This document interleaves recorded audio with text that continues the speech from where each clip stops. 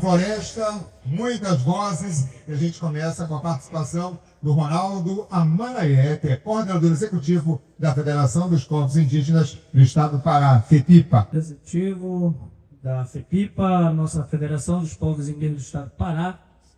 E eu venho trazer um tema aqui para esse bate-papo, digamos assim. Eu até me assustei que eu entrei no hoje para ninguém, aí eu já fui até depois que eu estou aqui em cima, né?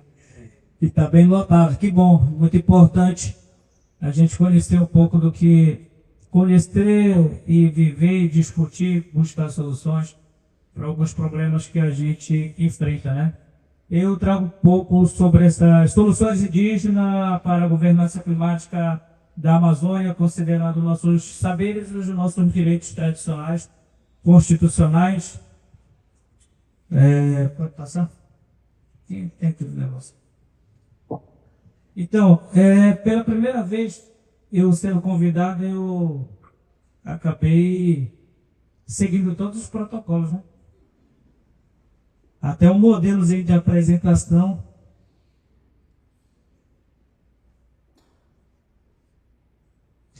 E aí eu peguei os slides lá que me mandaram me orientar, né? Fiz bonitinho do jeito que eu pedi. A minha assessora colocou essa foto minha aí. E pela primeira vez, então eu acho que eu estou comportado. Tá vendo? Então, eu sou liderança indígena do meu povo, né? Tenho 33 anos de idade, atualmente nesse ano 2025. Eu sou liderança geral do nosso povo Amanaé. E a gente atua nas mais diversas áreas, né? É um trabalho voluntário pela força dos nossos grandes espíritos, pela força dos nossos povos, das nossas crianças, das nossas mulheres, dos nossos pajés, para a gente sempre atuar de uma forma muito árdua, né, de uma forma voluntária, em prol e defesa dos nossos povos e a garantia do nosso dever. Sabemos que isso é muito difícil, eu também sou acadêmico da UFPA, ainda não formei por causa de diversas ameaças sofridas, né, como todos sabem, a UFPA ela é um lugar que não temos uma segurança ali para quem, principalmente, está saindo de lá para estudar à noite. E é importante a gente dizer, né, que a gente sofre sendo ameaça, né? A gente está num estado onde sofremos grandes violações de direitos, muitas lideranças assassinadas, e infelizmente é um pouco da história sangrenta que é a Amazônia, né? Muitos se falam da Amazônia, principalmente quando são os gringos, é aquela foto de satélite, né? A foto de cima para baixo, mas eles não... Parece que fingem muitas das vezes que não existe populações ali, que não existe pessoas, não existe gente debaixo daquelas árvores, que somos nós, povos indígenas, comunidades e outras comunidades tradicionais, e acabam que tratam a Amazônia de forma romantizada. E aí eu vou falar aqui muita verdade, tá? Espero que todos compreendam. Quem não compreende, quiser conversar depois, a gente está disponível também. Só não é bom ficar com raiva. Trazer um pouco desse contexto, né, desse contexto amazônico sobre a COP30. E aí temos vários desafios críticos, né, que precisam sobre as nossas florestas, sobre os nossos rios. Se você for levar, por exemplo, uma caça, sei lá, vamos dizer de lá para cá, onde eu sou, lá do Sudeste Paraense, para cá você vai enfrentar algumas problemáticas, como, por exemplo, as barreiras, como diz os Caraiô. Caraiô é indígena. As barreiras, né, da polícia rodoviária. E aí é difícil você chegar com uma caça aqui. Só eu que trago, né, porque eu trago de forma sustentável para me alimentar aqui em Belém. Mas assim, os brancos em si, comercializar, trazer nessa estrada é difícil. Porém, pelos rios não tem fiscalização nenhuma, né? A gente vê grandes tráficos e tráficos que acontecem na Amazônia das mais diversas ilegalidades. E aí a consequência fica para nós, né? E aí vai desde a pesca do pirarucu ilegal, das caças, das tracajás, enfim. E aí temos outros grandes resultados e a desvalorização desse processo todo. E aí é por isso que a gente precisa nos representar nessa COP, né, para que a gente tenha uma oportunidade de reafirmar nossa importância, o nosso papel. Para quem não sabe, nós, dos territórios indígenas, nós representamos aqui no estado do Pará mais de 25% do território paraense, né? Das florestas ainda nativas que existem no estado do Pará, nós representamos aqui em média 30%. Isso são dados, inclusive, do governo do estado, tá? Nós, se a gente for levar uma média até maior. E aí, existe uma desvalorização. Nós, povos indígenas, somos responsáveis pela maior modificação, e aí eu estou falando da modificação benéfica, não essa maléfica que está acontecendo agora. Nós somos responsáveis pela maior mudança e modificação da floresta amazônica historicamente. E estas mudanças, elas foram mudanças benéficas, né? A Amazônia é um grande sistema, digamos, agroflorestal, na linguagem de vocês, né? Porque nossos povos cultivando, aí a gente, quando nômades, levava de um lugar para o outro, plantava para lá, seja as essências florestais. Melhoramos, por exemplo, a pupunha, que hoje vocês comem a pupunha comprada ali no Rio Preto, fomos nós que melhoramos a genética da pupunha. Então nós temos os nossos meios de melhoria genética também, não só da pupunha, como diversas outras frutíferas da Amazônia. Só que nós não somos respeitados por isso, né? E chega um branco, um caraíba, um japonês, que ele pega, patenteia aquilo e diz que ele foi o dono do conhecimento. Mentira! Ele ouviu lá um ancião, uma liderança tradicional, pegou o conhecimento e levou para fora. E aí a desvalorização é muito grande. Por exemplo, falando lá do Rio Grande do Sul, fiquei até feliz, entre aspas, quando eu vi um representante de uma cooperativa dizendo que eles estavam se readaptando e tal, porque pela primeira vez eu vi um cara do agronegócio falando sobre mudanças climáticas. Aí ele falou que devido às mudanças climáticas tiveram vários problemas no Rio Grande do Sul, inclusive nesse ano recente de produção. E aí, o que aconteceu lá, por exemplo, aquela situação do cavalo lá. Vocês lembram do cavalo? Quem lembra do cavalo lá? E aí, da mesma forma, o cavalo caramelo teve o maior tratamento, inclusive apresentado por eles aqui e tal, né, nos grandes jornais também, a importância do cavalo caramelo lá foi bem cuidado. Aí morreu um monte de golfinhos e tantas outras espécies de peixes, jacarés, tracajás, tartarugas. Não teve a mesma repercussão. Quantas lideranças indígenas, militantes foram mortos, que não tem a mesma visibilidade de outros?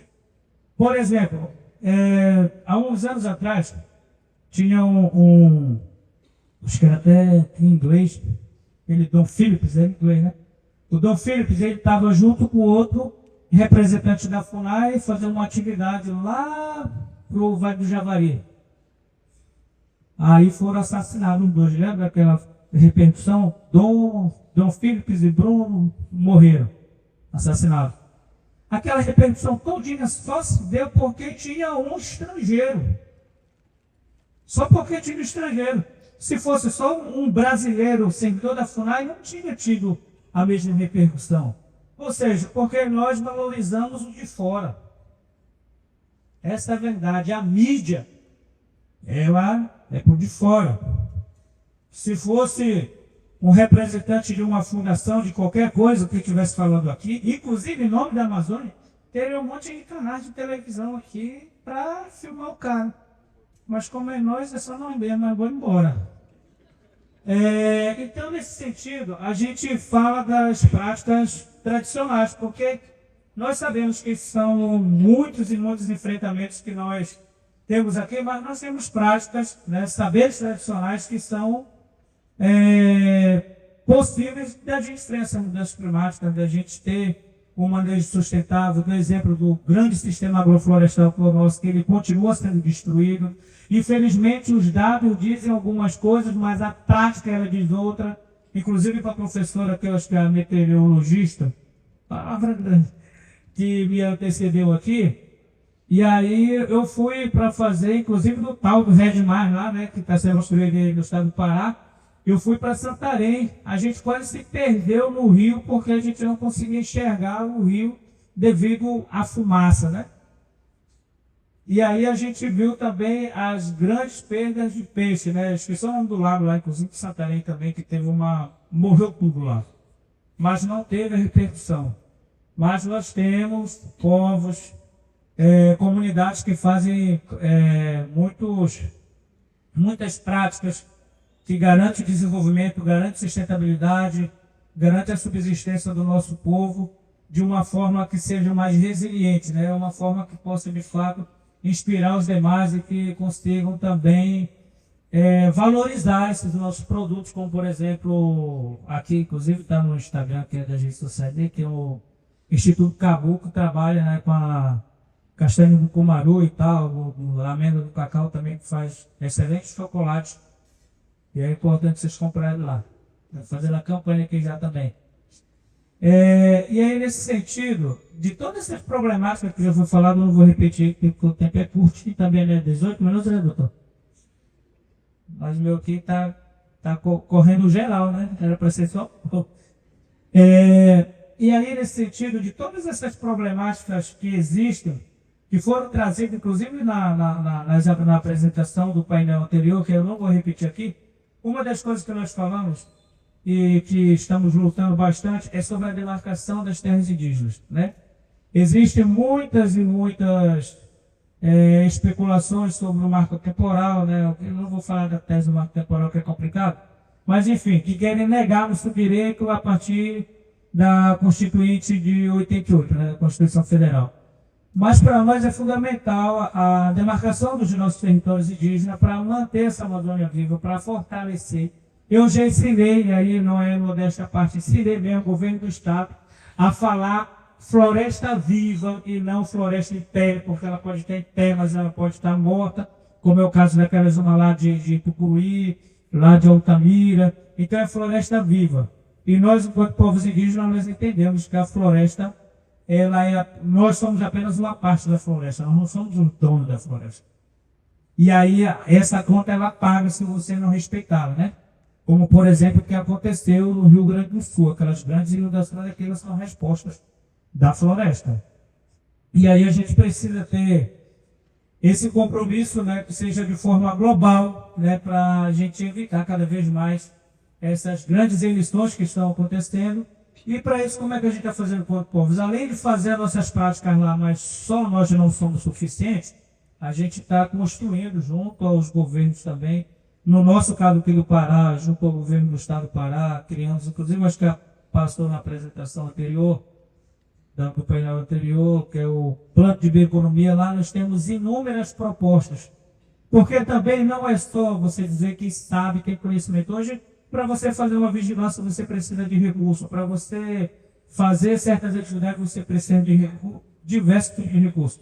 E aí é onde a gente fala também do financiamento indireto, né? Porque para o Brasil vem muito dinheiro, muita grana, na minha língua, tamantaré. Vem muito. Só que não chega na base, não chega na comunidade, não chega no extrativista, não chega lá na aldeia, não chega. É enrolado e faz o edital cheio de burocracia e a gente não consegue acessar. Essa é a realidade. E vai para onde? Mas, enfim, não vou polemizar aqui, mas vocês sabem para onde é que vão. Um exemplo grande. BNDES, Fundo da Amazônia, gerido pelo BNDES. E no nosso nome, antes, quando nós não iríamos lá para o velho continente, hoje a gente vai. Fomos para o Egito, para Cairo no Egito, fomos para Dubai, Emirados Árabes, fomos na última agora em Azerbaijão, na capital lá, Baku, para a gente ouvir também. O que a gente vê mais nessas conferências é mentira. Vocês sabiam? Não. Vocês não sabiam, eu sei. Porque eu já vi muita gente mentirosa falando, apresentando coisas bonitas que na prática não funcionam. Por exemplo, a Vale. Tem alguém da Vale aqui que eu falo só na cara? Não estou falando que isso aconteceu aqui, não.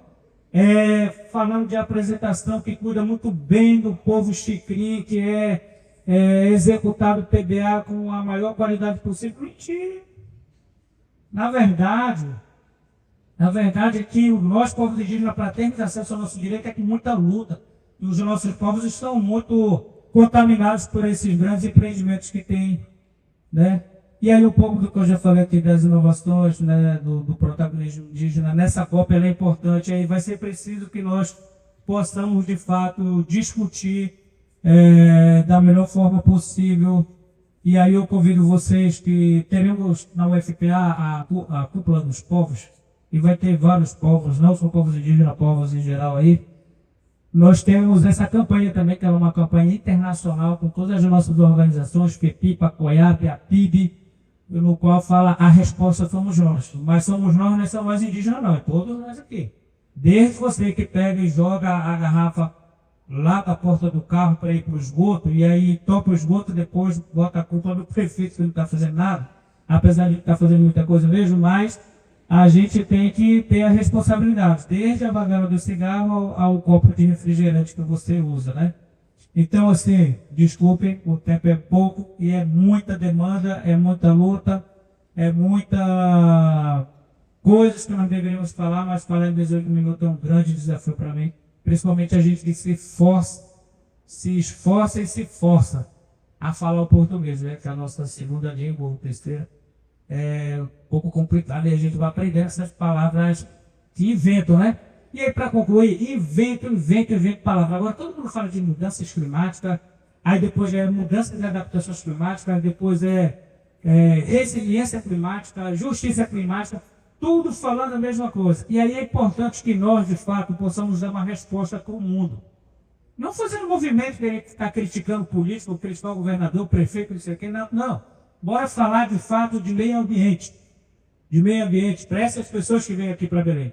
Porque até agora é uma fachada. Pode pegar protocolo de Quioto, acordo de Paris, de lá para cá, o principal objetivo desses grandes acordos internacionais com essas grandes organizações são para mudar, para inovar, para trazer energias renováveis, isso e aquilo. Mas, na verdade, na prática não funciona. Essa é a verdade. Pode pegar historicamente aí o desafio cientista, quem quer que seja. Pode pegar os históricos dessas mudanças climáticas para ver se diminui alguma coisa. Pelo contrário, só aumenta. Você vê os rios da Amazônia, Rio Madeira, Rio Solimões, todos secando. A roça do meu povo já não produz mais como produzia antes. Que mudança climática nós estamos freando? Pelo contrário, está igual quem não sabe dirigir. Ao invés de querer frear, ele apertou, foi na embreagem lá, o carro desceu do meu jeito e foi embora. Entendeu? Então é isso. E a responsabilidade é de todos nós. É do índio, é do negro, é do extrativista, é de todos nós. Então, por isso, essa campanha aí que todos podemos abraçar como uma resposta da Amazônia, né, que nós podemos abraçar e fazer um grande evento na COP30. Com essas discussões também, esses grandes eventos, essas alternativas, elas não possam ser discutidas só por causa de um evento da ONU. Ela tem que ser discutida todos os dias, inclusive nas escolas, nas universidades, para que tenhamos uma resposta de fato. Muito obrigado. Thank you. Até perto.